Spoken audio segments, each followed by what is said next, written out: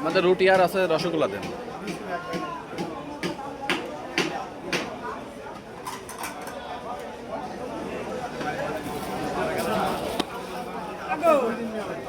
সপ্তাহে 2 দিন।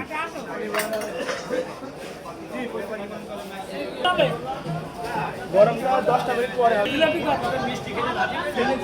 আর গুড়ের জিলাপি একই দাম। তো ভালো দিন আমি 10 মিনিট পরে আসবো। আসে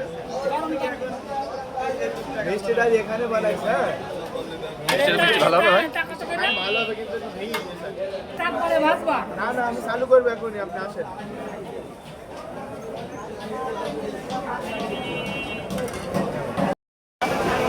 গ্রাম কেষ্টপুর শুক্রবারই করা, সপ্তাহে 6টা হাট করে।